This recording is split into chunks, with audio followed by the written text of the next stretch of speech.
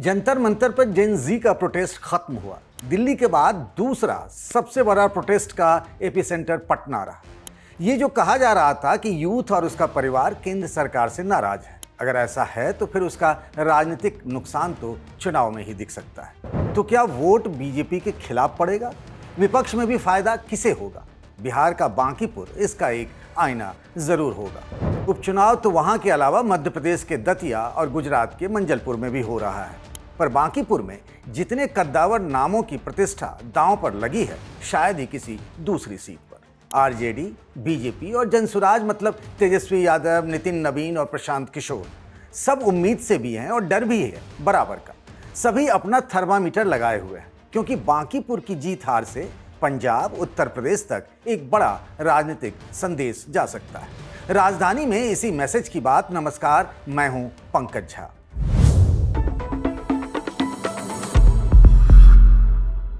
नरेंद्र मोदी की सरकार बड़े संकट में थी। छात्रों का फेसलेस प्रदर्शन कहीं से भी थमता नहीं दिख रहा था। सब दिल्ली में अड़े हुए थे। धर्मेंद्र प्रधान को इस्तीफा देना पड़ा। बीजेपी के 12 साल के राज में पहली बारी ऐसा हुआ जब सरकार को दबाव में मंत्री का त्यागपत्र लेना पड़ा। तारीख थी 25 जुलाई, पर उस दिन पार्टी के राष्ट्रीय अध्यक्ष नितिन नवीन दिल्ली में न होकर पटना में थे, क्योंकि उनको वहां अपना घर बचाना था। बात बांकीपुर की है, जहां बीजेपी पिछले 30 साल से अपराजेय है। नितिन नवीन के राज्यसभा सांसद बनने से सीट पर उपचुनाव हो रहा है। कुछ समय पहले तक बात पीके फैक्टर की हो रही थी। पीके मतलब प्रशांत किशोर, जो अपना पहला विधानसभा चुनाव लड़ रहे हैं। उनकी पार्टी का नाम जनसुराज है। उसे भले कम लोग जानते हो, मगर पीके से कौन नहीं वाकिफ। पर जैसे जैसे जंतर मंतर पर भीड़ बढ़ रही थी, पटना में भी बेचैनी बढ़ रही थी। पटना का भी वो इलाका जहां मुख्यमंत्री आवास है, तमाम सरकारी दफ्तर हैं, राजभवन है, तो यहां भी प्रोटेस्ट शुरू हो गया था, जो हिंसक भी हो चुका था। मानो एक जंतर मंतर पटना में भी बन चुका था। तो क्या ये फैक्टर इस चुनाव को प्रभावित कर रहा है? उस विधानसभा सीट पर जहां 3,80,000 वोटर हैं, माना जा रहा है कि इनमें से 30 से 40,000 ये हैं जिन्हें आप जेन जी कहते हैं। बिहार में अंग्रेजी अखबार इंडियन एक्सप्रेस के senior assistant editor Santosh Singh कहते हैं कि ये फैक्टर तो है ही। इस प्रोटेस्ट की हनक तो है, ऐसा नहीं है कि एकदम नहीं। और मैं क्रॉस द लाइन, चाहे आप उनके जो कदम कुआं, जो एक बॉर्डर लाइन है कुम्हरार और बांकीपुर के बीच का, और आप इधर चले जाइए, या बोरिंग रोड का इलाका, गांधी मैदान का, मीठापुर का, यारपुर का, जो heart of the state capital है, उसमें तो क्रॉस द लाइन इसकी चर्चा तो है। दो चीज की चर्चा है: Prashant being a good candidate, better candidate than Neeraj Sinha और रेखा गुप्ता ऑफ आरजेडी। और दूसरी बात कि ये चीजें जो हो रही है, इसकी एक तरह से छाप है निश्चित रूप से। क्योंकि एक, मैं थोड़ा सा, मुझे मेरे अपनी केस स्टडी से मिला कि एक बीजेपी के कोर वोटर हैं और वो कह रहे हैं कि मेरा बेटा देखिए फंस गया है कोचिंग के पास प्रोटेस्ट में, लेकिन कोई बात नहीं, कोचिंग ने कहा है कि जब प्रोटेस्ट खत्म होगा तो उसको भिजवा दिया जाएगा। और आखिर वो प्रोटेस्टर भी हमारे बच्चों के लिए तो लड़ रहे हैं, और वो कोर बीजेपी वोटर है, लेकिन कह रहा है इस बार नहीं देंगे, इस बार प्रशांत बेटर कैंडिडेट मुझे लग रहा है। तो पहली बार मैंने देखा as against the last election, इस इलेक्शन में क्या रिजल्ट होगा नहीं जानते हैं। Prashant is close, how close I don't know, लेकिन चर्चा सिर्फ प्रशांत की। प्रशांत के अगेंस्ट में कोई भी एंटागोनिज्म नहीं देखा मैंने। जो भी एंटागोनिज्म है, बहुत सारा हार्ड कोर सपोर्टर्स हैं बीजेपी के, वही बोल रहे हैं जो कि एक तरह से उनके काडर है। और मैं कहीं मुझे नहीं लगा, मेरे साथ मेरे कोलीग युवराज भी घूम रहा था, हम दोनों आदमी का जो सैंपल मिला करीब 20-22 लोगों से बात करने के बाद, more or less Prashant has been the talking point. Samrat Choudhary की सरकार भी इस बात को जानती थी, तभी उसने 27 जुलाई को वो ऑर्डर जारी कर दिया जिसमें तत्काल प्रभाव से प्रोटेस्ट करने वाले छात्रों के खिलाफ मुकदमे बंद कर दिए गए। कहीं से भी निगेटिव आवाज ना आए, वोट देने वाला कोई भी बिरादरी नाराज ना हो, इसीलिए बीजेपी ने नीतीश कुमार का भी एक वीडियो जारी किया। बीजेपी उन्हें चुनाव प्रचार में तो नहीं उतार पाई, पर आया 57 सेकेंड का उनका एक वीडियो, जिसे वोटर्स के लिए जारी किया गया। पर यहीं खड़ा हो गया एक विवाद। प्रशांत किशोर कह रहे हैं कि वीडियो को एआई से बनाया गया है और अगर मैं गलत साबित हुआ तो चुनाव से हट जाऊंगा। एक नीतीश कुमार जी का वीडियो आया है, वीडियो अपील जारी किया है एनडीए ने। वो वीडियो सरासर फेक है, एआई की मदद से बनाया गया है और नीतीश बाबू ने ऐसा कुछ भी बयान नहीं दिया है तो मैं एनडीए इस भाजपा की हालत ये हो गई है कि पहले 202 विधायकों को लगाया, मंत्री सांसदों को लगाया, पूरा सरकारी तंत्र लगाया, और जिस नीतीश कुमार का चेहरा इन लोगों ने बिहार के सभी सरकारी, गैर सरकारी और राजनीतिक पोस्टरों से हटा दिया है, अब हार के डर से नीतीश कुमार की मदद लेने के लिए, नीतीश कुमार के समर्थकों की मदद लेने के लिए कल नीतीश जी का एक वीडियो जारी किया है जो सरासर एक तरीके से हास्यास्पद है, क्योंकि नीतीश जी का जो बयान है, आप उसको जाकर वीडियो को ध्यान से देख लीजिए, वो एआई से डॉक्टर्ड वीडियो है, वो नीतीश जी का ओरिजिनल वीडियो नहीं है, नीतीश जी का वो बयान नहीं है। नीतीश कुमार को लेकर इतने इमोशनल प्रशांत इसीलिए है क्योंकि ये उनकी चुनावी रणनीति का एक पार्ट है। वरना विधानसभा चुनाव में तो कह रहे थे कि जेडीयू को 25 सीट भी नहीं मिलेगी, पर अब पीके नीतीश पर नहीं, सम्राट चौधरी को निशाने पर लिए हुए हैं, क्योंकि लोगों के मन में नीतीश को लेकर गुडविल फैक्टर अब भी बना हुआ है। सम्राट के लिए वैसा तो कम से कम नहीं है, इसीलिए वो कहते हैं कि आप सरकार भले न बदल पाएं पर उनका अहंकार तोड़ सकते हैं। पीएम मोदी को मैसेज भेज सकते हैं कि सम्राट हमें पसंद नहीं है। दूसरा, पीके पूरा चुनाव अपने पर ले आए, यानी उम्मीदवार अच्छा होना चाहिए, एक ऐसी आवाज जो सड़क से लेकर विधानसभा तक बुलंद रहे। उम्मीदवार पढ़ा लिखा हो, उस पर कोई दाग ना हो। इसी दबाव में बीजेपी को अपने पहले कैंडिडेट का नाम वापस लेना पड़ा। अभिषेक बंटी की जगह नीरज सिन्हा को लाना पड़ा, क्योंकि अभिषेक के माता पिता को चारा घोटाले में सजा हुई थी। बीजेपी इसके जवाब में स्थानीय बनाम बाहरी का मुद्दा लेकर आई है, कार्यकर्ता बनाम सेलिब्रिटी की बात कह रही है। कई लोगों ने अपनी जोर आजमाइश करने के लिए मैदान में आए, मैं उनका स्वागत करता हूं, लेकिन मैं उनको कहता हूं, बांकीपुर की जनता अहंकार के साथ नहीं, संबंध और व्यवहार और विनम्रता के साथ लोगों के हमारे संबंध है। जिन्होंने इसको अपने लिए सोचा कि एक किला है, उसको भेदने का प्रयास करने का सोचा है, मैं उनको ये बताना चाहता हूं, बांकीपुर के घर घर में हमारा संबंध है, हमारा परिवार रहता है, मेरा घर है, मेरे घर को भेदना इतना आसान नहीं है। किस तरह के शब्दों का प्रयोग करते हैं। एक सामान्य कार्यकर्ता को टिकट मिल गया तो उनको पीड़ा हो रही है।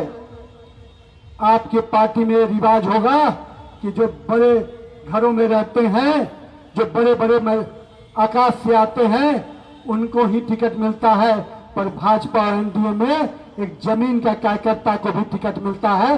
इस बात को भारतीय जनता पार्टी ने दिखाया है। बीजेपी ने 40 स्टार प्रचारक इस सीट पर उतारे हैं। मनोज तिवारी से लेकर पवन सिंह और संजय झा से लेकर चिराग पासवान को बीजेपी ने चुनाव प्रचार के लिए उतारा। मतलब यह है कि हर बिरादरी और उम्र के लोगों के लिए नेता लगा दिए गए। 419 बूथ हैं, एक एक नेता को 2-2 बूथ की जिम्मेदारी दी गई। मतलब बीजेपी ने भी चुनाव को बड़ा बना दिया है, क्योंकि 1995 से इस इलाके में बीजेपी कभी हारे ही नहीं। पहले पटना वेस्ट विधानसभा सीट होती थी, तब नवीन के पिताजी जीतते थे। उनके निधन के बाद से नितिन नवीन कभी यहाँ हारे नहीं। 3 दिन तक नितिन नवीन ने यहाँ डेरा डाला। लोग पूछ रहे हैं कि आप राष्ट्रीय अध्यक्ष हो गए हैं, फिर भी घर घर घूम रहे हैं। बात यह है कि बीजेपी किसी भी हाल में इस सीट को हारने का जोखिम नहीं ले सकती। एक तो ये कंस्टिट्यूएंसी है, आपका मोस्ट एलिट कंस्टिट्यूएंसी है। सारे दो आपके पावर सेंटर्स इसके अंदर में आते हैं, चाहे राजभवन हो, मुख्यमंत्री निवास हो, सब सेक्रेटेरिएट हो, सब बांकीपुर के अंदर ही आते हैं। तो ये कोई नहीं कह सकता कि भाई ये एलिट कंस्टिट्यूंसी नहीं है। सब है, मोस्ट एलिट कंस्टिट्यूंसी है, अर्बन कंस्टिट्यूंसी, पढ़ा लिखा है। और इनको ये है कि अब सम्राट चौधरी के मुख्यमंत्री बनने के बाद पहला चुनाव है, और 95 से नितिन नवीन उनके पिताजी के पास में ये कंस्टिट्यूंसी रही। पहले पटना वेस्ट था, बांकीपुर हो गया। तो उनको लग रहा है कि भाई एक आउटसाइडर चैलेंजर आया है और अचानक इतनी चुनौती दे रहा है। तो कल भी उन्होंने बहुत रोड शो किया। ऑफकोर्स सब मुख्यमंत्री रहेंगे, बीजेपी के नेशनल प्रेसिडेंट रहेंगे, भीड़ तो होगी, लेकिन भीड़ छटने के बाद लोगों से बात कीजिए ना। सवाल यह है कि दुर्ग में छेद तो कर दिया है, लेकिन दुर्ग तोड़ पाएगा नहीं तोड़ पाएगा, यही हमारे पास हमारे लिए डिसिफर करने के लिए यही है। लेकिन Prashant Kishor has nothing to lose. मेरे हिसाब से अगर वो बैटल को क्लोज करके भी छोड़ देते हैं, 5-10 हजार तक भी ले आते हैं, तो उनकी नैतिक विजय होगी। क्योंकि आप वहां 50,000 वोट जीतते थे, आप आंख मूंद के सोचते थे कि जीत जाएंगे। ये चीज इस बार तो कम से कम होने वाला नहीं। देर से ही सही, तेजस्वी यादव भी इस बार मैदान में उतर ही आए। आरजेडी से रेखा गुप्ता यहां चुनाव लड़ रही हैं। तेजस्वी ने भी खूब रोड शो किए, जो पिछले चुनाव में दूसरे नंबर पर रही थी, तेजस्वी की कोशिश मुकाबले को त्रिकोणीय बनाने की है। कांग्रेस नेताओं का एक बड़ा गुट यहां आरजेडी के साथ नहीं, प्रशांत किशोर के साथ है। कांग्रेस पार्टी के सांसद अखिलेश प्रसाद सिंह के बेटे हैं आकाश सिंह। विधानसभा से लेकर लोकसभा चुनाव लड़ चुके हैं और इस बार खुलकर पीके को वोट करने की अपील कर रहे हैं। कांग्रेस से औरंगाबाद के सांसद रहे निखिल कुमार भी कुछ इसी तरीके की अपील कर रहे हैं। बीजेपी को समर्थन देता रहा सामान्य जाति का वोटर न बिदक जाए, इसीलिए सम्राट चौधरी ने भरत तिवारी के परिवार को पटना बुलाया, उनसे मुलाकात की और लिखा कि परिवार को न्याय मिलेगा। फिर भी बीजेपी पीके को लेकर घबराई हुई है। उसकी वजह संतोष जी बताते हैं। सबसे बड़ा मुद्दा यहाँ, मैंने स्टोरी की थी, उसका पहला लाइन ही स्टार्ट किया था मैंने। उन्होंने कहा था, देखिए कितने इंटेलिजेंट होते हैं, एक लाइन में पूरा इलेक्शन समझा दिया। बोला 100 मतवाले हाथियों के बीच में हमको एक ऊंट चाहिए। उसको अंग्रेजी में डाला था, मतवाला वर्ड का इस्तेमाल नहीं था, वो ड्रंकन एलिफेंट करके। तो ये बताता है कि एक सैन वॉइस के लिए इस बार मुद्दा ये है बेटर कैंडिडेट। मुद्दा कुछ नहीं है कि इससे कोई गवर्नेंस में कुछ चेंज आने वाला है, इक्वेशन में चेंज आना है। और तेजस्वी जी बाद में आए हैं, नहीं भी आते तो, पहले भी आते तो कोई बहुत ज्यादा फर्क नहीं पड़ता है। ये has been virtually out of the context. अब उसमें कंटेस्ट में मैं नहीं दिख रहा हूं। अब सामाजिक समीकरण साधने की कोशिश कर रहे हैं। दोनों के सामाजिक समीकरण में क्रैक्स देख रहा हूं, वाइट क्रैक्स देख रहा हूं। अब बहुत सारे कमिटेड लॉयल वोटर्स होंगे, वही आप रेफरेंडम यही कर रहे हैं ना, प्रशांत यही बोल रहे हैं ना कि पता चल जाएगा ना हमको भाई, कि भाई यहाँ का वोट जनता यही चाहती है कि कास्ट रिडन स्ट्रक्चर में सोशल कम्बिनेशन पकड़ लेंगे, एक का रूट चलेगा। तो उनको भी एक, अगर हार भी जाएंगे तो एक कम्युनिकेशन मिलेगा कि इनको यही चाहिए, जीत जाएंगे तो एक सेन वॉइस आएगा। तो मिला जुला के प्रशांत ने इस बैटल में आकर के बैटल को बहुत ही एब्जॉर्बिंग कर दिया है। हम लोग स्टंट ऑफ पॉलिटिक्स की तरह एक नए सीखने का मौका दिया है और लोग अपने चॉइसेस को रिविजिट कर रहे हैं। अब वही जैसा मैंने बोला कि दुर्ग में क्रैक तो आया है, दुर्ग टूटेगा कि नहीं टूटेगा ये देखना है।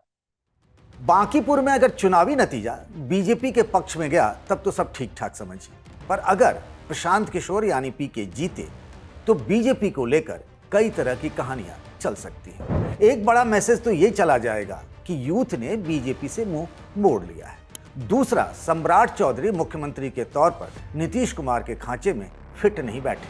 तीसरा ये भी कि जब बीजेपी बांकीपुर नहीं बचा पाई तो फिर बाकी का क्या हाल होगा। भले ही अभी वहां बीजेपी लगातार जीतती रही है, पर कई मौके ऐसे भी आए जब यहां धारा के खिलाफ रिजल्ट आया। 1990 में लालू यादव के नाम की आंधी चल रही थी। उन्होंने रामकृपाल यादव को टिकट दिया, पर वह निर्दलीय कैंडिडेट रामानंद यादव से हार गए। फिर आया 1995 का चुनाव। लालू ने तो इसे उस वक्त के chief election commissioner TN Seshan के खिलाफ माहौल बनाकर लड़ा। आरजेडी की सरकार बनी अपने दम पर पार्टी फिर से बांकीपुर हार गई। नितिन नवीन के पिता नवीन किशोर पहली बार जीते थे, तो क्या फिर से कोई उलटफेर हो सकता है? बताइएगा कमेंट बॉक्स में। राजधानी में आज के लिए बस इतना ही। इस वीडियो को बनाया साथी शुभम ने। बाकी खबरों के लिए बने रहिए द ललन टॉप के साथ।